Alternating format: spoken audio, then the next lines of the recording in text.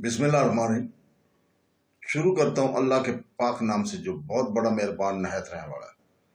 दोस्तों, बहनों, भाइयों, बुजुर्गों, अस्सलाम वालेकुम वरहमतुल्लाहि वबरकातुहू। आज से हम शुरू कर रहे हैं जंग ओहद, ग़ज़वातुन नबी की सिलसिले की ये दूसरी सबसे बड़ी ग़ज़वा है। तो दोस्तों, ओहद पहले और दूसरे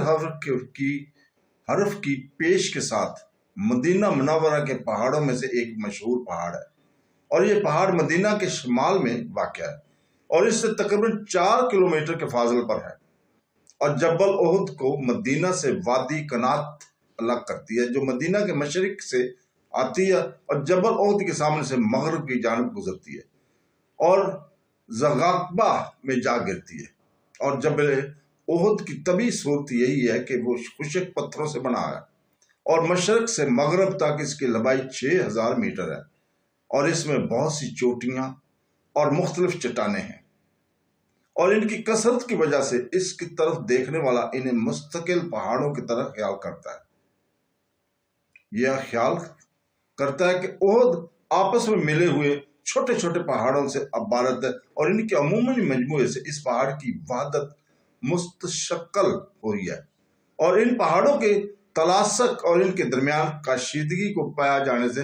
ओहद में वो गड़े बन गए जो पहाड़ की बुलंदियों से गिरने वाले पानी की हिफाजत के लिए कुदरती गड़े हैं। और ये मार्का इस पहाड़ के दामन में जनूबी जानब वादी कनात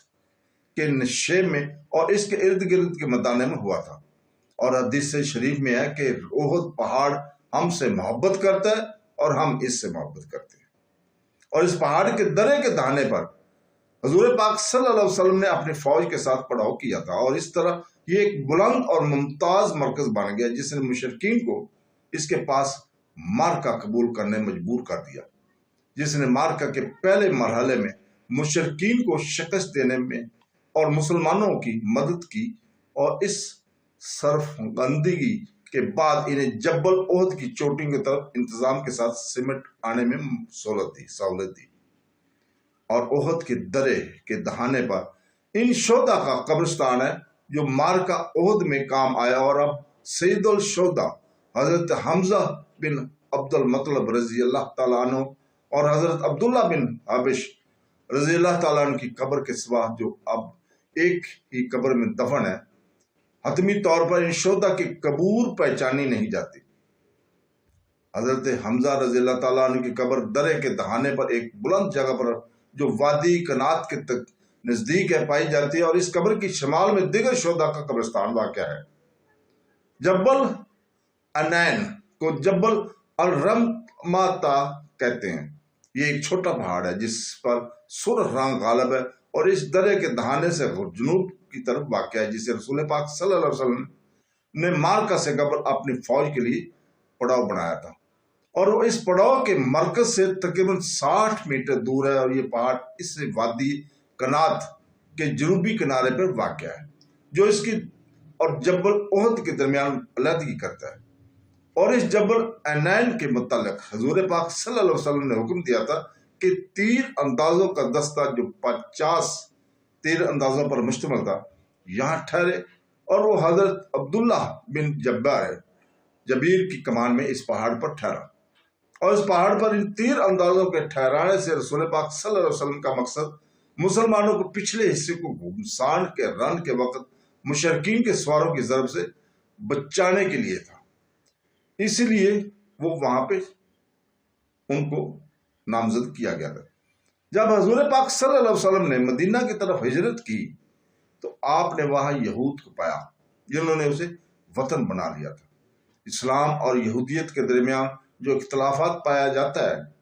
इसके अली-उल-रग़म रसूल पाक सल्लल्लाहु अलैहि वसल्लम ने इब्तिदान यहूद के खिलाफ जलावतनी या तंगी या इख्तलाफ दीन के बहस मुतालबे का कोई मौक़िफ़ अख्तियार नहीं किया था। इसी तरह बल्कि आप बस्तीब खातर इस बात से रजामंद हो गए कि यहूद मदीना के आज़ाद बशिंदे बनकर रहें, इनके लिए अपना दीन होगा और मुसलमानों का अपना दीन होगा اور کسی نے بیان نہیں کیا رسول پاک صلی اللہ علیہ وسلم نے ان یہود میں سے کسی کو اسلام میں داخل ہونے پر مجبور کیا ہو، بلکہ رسول پاک صلی اللہ علیہ وسلم اس سے بھی بہت دور تک گئے، اور آپ نے ان یہود کے ساتھ علاقے میں اسلام کی اشاعت کی رغبت سے ایک معاہدہ کیا جو عدم جارحیت اور یثرب کے علاقے کی مشترکہ دفاع کو متعین کرتا ہے۔ اس معاہدے کی اہم شرائط میں یہ تھی کہ نمبر 1، معاہدہ میں اس تعلق میں بیان ہوا کہ بلا شبہ اس دستاویز میں جو کچھ ہے اللہ تعالیٰ اسے پورا کرنے پر غالب ہے، اور یہ کہ قریش اور ان کے مددگاروں کو پناہ نہ دی جائے، اور مسلمانوں اور یہود کے مابین یہ عہد ہے کہ جو کوئی یثرب پر اچانک حملہ آور ہوگا وہ ایک دوسرے کی مدد کریں گے، اور جب انہیں صلح کی دعوت دی جائے گی تو وہ اس سے صلح کریں گے اور اس سے فائدہ اٹھائیں گے۔ بلا شبہ وہ اس سے صلح کریں گے اور اس سے فائدہ اٹھائیں گے، اور یہی یہود مومنین کے ساتھ جب تک وہ جنگ لڑتے رہیں گے خرچ کریں گے، اور ان کے درمیان یہ بھی طے پایا کہ جو شخص معاہدہ کی دستاویز کے حاملین کے ساتھ جنگ کرے گا وہ آپس میں ایک دوسرے کی مدد کریں گے، اور یہ کہ وہ آپس میں ایک دوسرے کی خیر خواہی اور بھلائی کریں گے اور گناہ کے بغیر حسن سلوک کریں گے، اور یہود کی اخراجات یہود کے ذمہ ہوں گے اور مسلمانوں کے اخراجات مسلمانوں کے ذمہ ہوں گے۔ نمبر 2 پہ، تاکہ عدم جارحیت اور اچھی ہمایشگی، اور اس سے تعلق میں اصل معاہدہ میں بیان ہوا ہے کہ اس دستاویز کے حاملین پر یثرب کا اندرون حرام ہوگا اور پڑوسی جان کی طرح ہوگا، اس سے نہ نقصان پہنچایا جائے گا اور نہ گناہگار کیا جائے گا، اور ہر کوئی اپنے کیے کا ذمہ دار ہوگا، اور اس تحریری معاہدہ کی دستاویز کو ظالم اور گناہ گار کے سوا کوئی تبدیل نہیں کرے گا، اور یہ کہ جو شخص باہر چلا جائے گا وہ امن میں ہوگا، اور جو بیٹھا رہے گا وہ مدینہ میں امن میں ہوگا، سوائے اس کے کہ کوئی ظلم کرے یا گناہ کرے۔ آگے تیسرے نمبر پر فریقین کو عقیدہ کی آزادی ہوگی۔ اس تعلق میں اصل معاہدہ میں بیان ہوا ہے کہ بنی عوف کے یہود مومنین کے ساتھ ایک قوم ہوں گے، یہود کا دین ان کے لیے اور مسلمانوں کا دین ان کے لیے ہوگا، ان کے مددگاروں کا بھی اور ان کا اپنا بھی، سوائے اس کے کہ کوئی ظلم کرے یا گناہ کرے۔ بلا شبہ وہ اپنے آپ کو اور اپنے اہل بیت کو ہلاک کرے گا، اور بنی بخار کے یہود کو بھی وہی حقوق حاصل ہوں گے جو بنی عوف کو حاصل ہوں گے، اور بنی حارث کے یہود کو بھی بنی عوف کی مانند حقوق حاصل ہوں گے، اور بنی آسادہ کے یہود کو بھی بنی عوف کی طرح حقوق حاصل ہوں گے، اور بنی جشم کے یہود کو بھی بنی عوف کی طرح حقوق حاصل ہوں گے، بنی ارس اور بنی شلبہ اور بنی اشتبیہ کے یہود کو بھی بنی عوف کی مانند حقوق حاصل ہوں گے، اور بنی یہود کے خاص دوست بھی ان کے مانند ہوں گے۔ اور یہ معاہدہ حضرت نبی کریم صلی اللہ علیہ وسلم کے مکہ سے ہجرت کرنے کے بعد اور معرکہ بدر سے قبل مسلمانوں اور یہود کے درمیان طے پا گیا تھا۔ تو دوستو،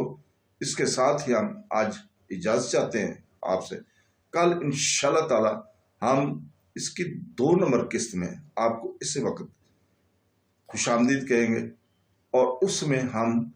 اندرونی پریشانیاں کو بیان کریں گے جو کہ اس جنگ میں پیش آئی تھی، جنگ احد کے اندر۔ تو دوستو، اس کے ساتھ ہی اجازت چاہتے ہیں۔ اللہ حافظ۔